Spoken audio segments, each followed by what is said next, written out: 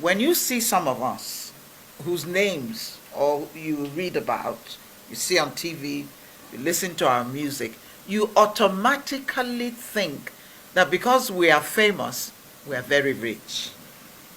Hi guys, how are you all doing? How are you all doing? This is your girl Ada Onyeka. Welcome to our YouTube channel. I say thanks for stopping by. Thanks for stopping by. If you're new on the channel, please subscribe, turn on the notification bell so you get notified when we post a new video.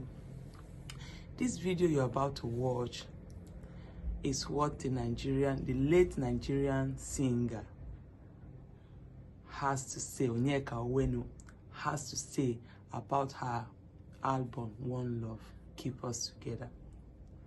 It's really sad to hear what she said, how she was not paid even a kobo from that album that entertained the whole world.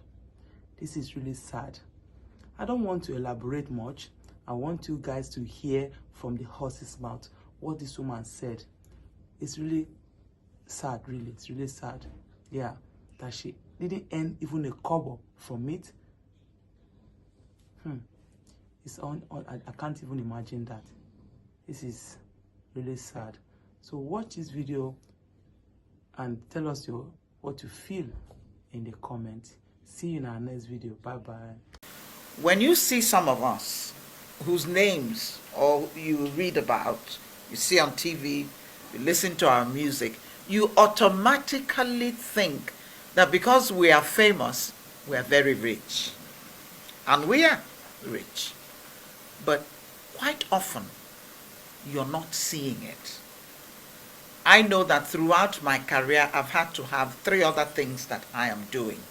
And quite often, it is from those endeavors that you make the money that you now use to put in your music. I remember that in the 80s, we were in a tough economic situation in Nigeria. Foreign companies, it's not today it started, foreign companies were actually leaving. They were divesting and they were leaving.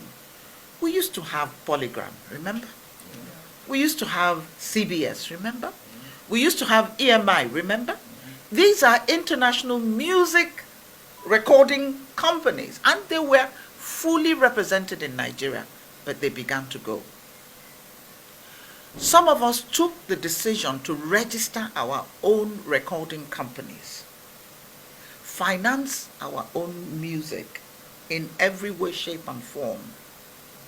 When you have, I can tell you, remember the song One Love? Can I tell you I didn't make a kobo out of it? Yes, that's the truth. How's that?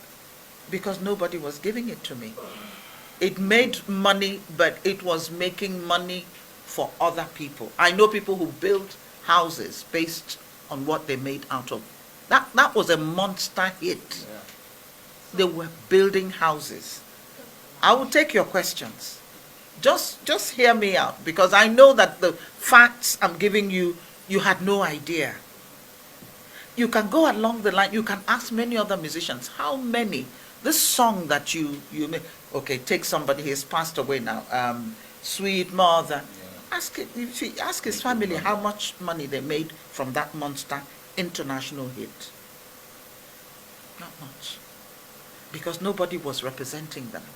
And so anybody can pick up that music, re-record it, use it anyhow, and make money out of it. And they get nothing. So right from the beginning, we began to fight for these rights. It used to be, there was a time when if you pirated somebody's music, it wasn't a criminal offense. It was a civil offense.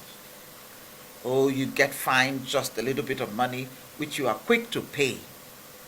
And you go right back to what you were doing.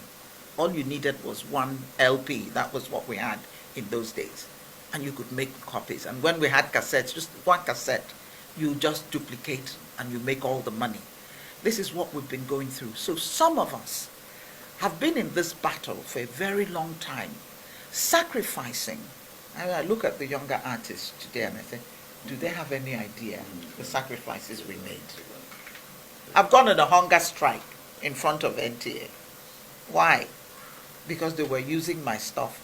They used Iyogogo for 8 years. Without my permission, not a kobo was given to me. 8 good years.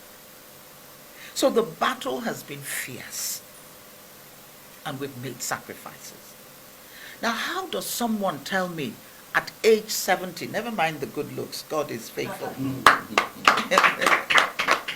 and over 40 years in the music industry, that since 2011, I've not made a kobo?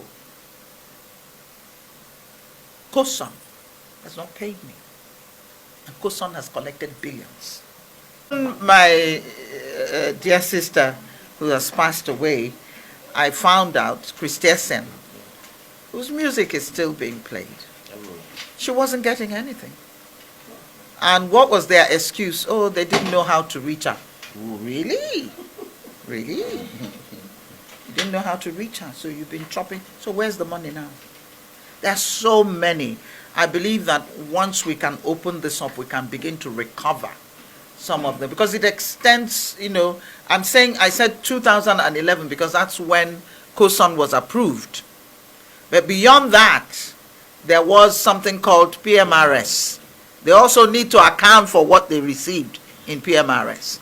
Because PMRS, what we were hoping at PMRS was the coming together of everybody. And we worked very hard to make it happen.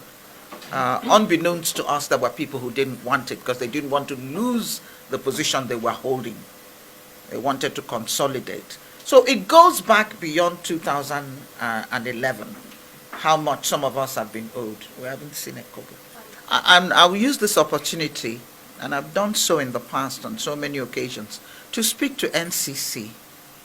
You are not doing your work. You are not protecting people like me. They are fully aware of my situation. And they're doing nothing about it.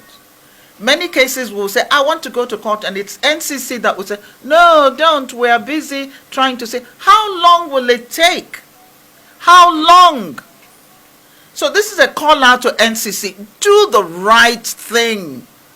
You need to audit their books. You need to find out exactly from their mouth. They have told us they've collected over 1 billion. And I believe by this time it would have cost 2 billion at least. What did they do with my money?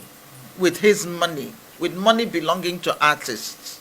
We just can't keep quiet and say we want things to change in Nigeria. And this is a government agency that is not doing its work. The question goes to NCC. Do your work. And when you see me as an artist, please look behind me. There are many families that are standing behind me, including those who made the sleeves. Not now, they don't do sleeves anymore. All of those who were printing the record, everybody is standing behind me. Even the marketers are standing behind me and making money from what I do. But one thing that we didn't recognize at that time, many of us didn't, including the big stars, we didn't read the fine print. When you sign an agreement with a recording company, you are signing away your intellectual property. It was when we began this agitation for intellectual property and making sure our copyright dues are paid that we realized, oh my God, many of us had signed away these songs to the recording companies. But mine was not that bad. Reason, I broke off after the second LP. And I registered Ayolo Productions, my own company. And it was Ayolo Productions that was financing the recording of my works. And all that the other people did for me were distributors. So that I signed a distributing agreement with Premier, with Polygram, and then Premier. They never owned my copyright. That's why I can give MCSN a long list of songs that belong to me. So my advice to the younger artists, read the fine prints. Ensure that you maintain control over your intellectual property. That's what you got.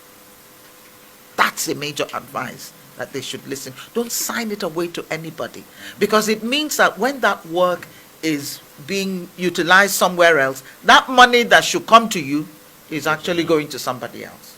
You don't own it.